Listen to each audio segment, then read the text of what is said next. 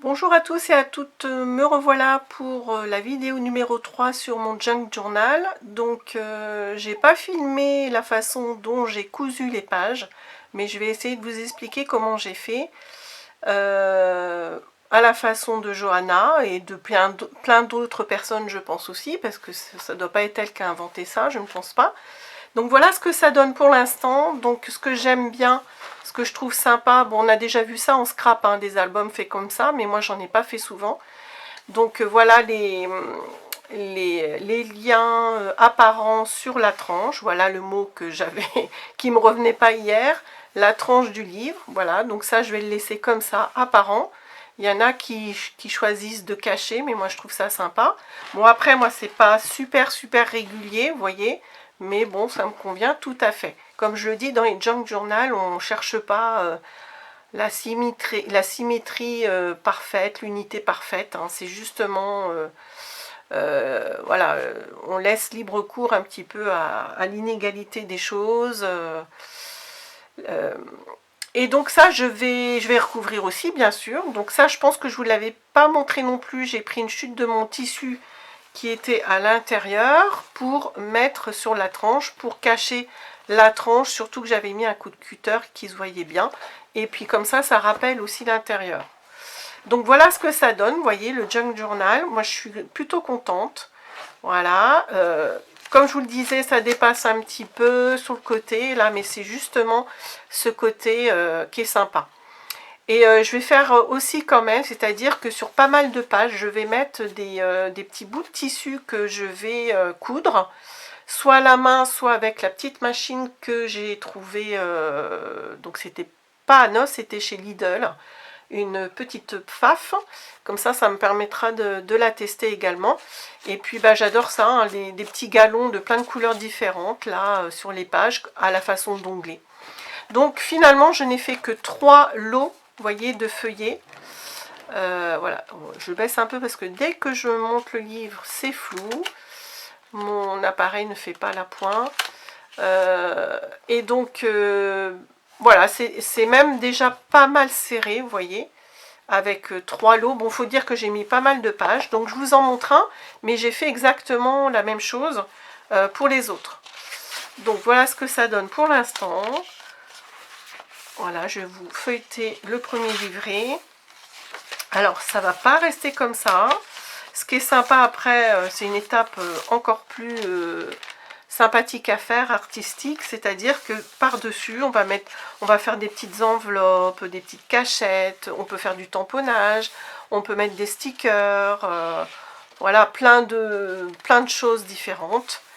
Et puis, je vous dis, moi je vais préparer des fonds un peu comme ça, je vais rajouter plein de bricoles.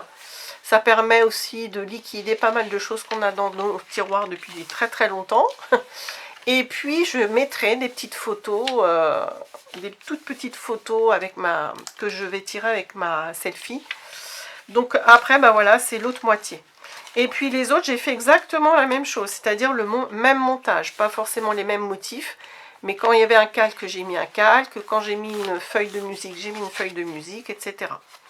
Alors comment je les ai attachés? Alors j'ai triché un petit peu parce qu'en fait Johanna, quand elle explique ça, elle fait ça elle avec une grosse aiguille, elle fait ses trous sur la tranche avec une grosse aiguille. Et ben moi j'ai triché un petit peu dans le sens que j'ai utilisé, et c'est là que je vois la praticité de l'outil. Vous savez, c'est une cropadille géante, c'est-à-dire que à la cropadille on est vite limité pour faire le trou. Et là, bah, pour faire ça, vous voyez que je devais aller jusqu'au milieu là. Et bien avec la grosse cropadille, c'est génial parce que j'ai toute cette longueur là pour aller faire le trou que je veux où je veux. Donc j'ai utilisé ça. J'ai avant fait des petits repères là sur ma tranche. Donc j'ai décidé de faire 3 trous. Un là, un là, un là et 3 fois sur chaque niveau. Donc j'ai percé avec le plus petit trou, avec ma cropadile. Et puis après, donc j'ai bien préparé par exemple mon premier lot. Voilà, c'était celui-là. Je vous le matérialise. Donc c'est ça. Voilà, j'avais tout... Ah non, pas celui-là. Voilà, j'avais tout ça. Donc j'ai bien superposé comme il faut. J'ai fait mes petits repères avec 3 trous ici, un petit trait. J'ai mis des clips pour pas que mes feuillets bougent. Et j'ai fait encore avec ma cropadille géante 3 petits trous. Ensuite, là j'ai pris par contre une grosse aiguille avec du fil, la twin, je crois que c'est comme ça qu'on dit. Et donc en fait, il faut commencer, vous passez votre aiguille dans le trou du bas. En même temps, vous passez tous les fils, vous traversez le feuillet qui est là. Vous passez votre aiguille. Comme ça, vous allez laisser un petit bout de la corde ici, qui dépasse de cette corde-là.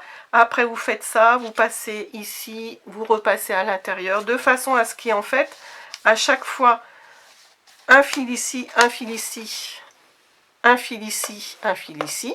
Voilà, il faut passer partout. Et donc, à la fin, vous arrivez avec le bout du premier fil que vous aviez au premier trou et celui-là.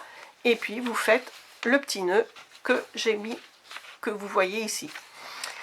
Donc ça c'est un petit peu long, hein, et puis il faut être... mais vous voyez, parfois mes trous n'étaient pas vraiment pile poil sur le pli que vous voyez ici. Et puis en fait ça l'a fait quand même. Voilà, et donc j'ai renouvelé ça les 3 fois.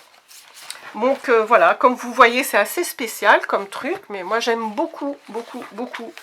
Moi j'avais déjà testé il y a 2 ou 3 ans, mais j'avais commencé, j'avais pas continué.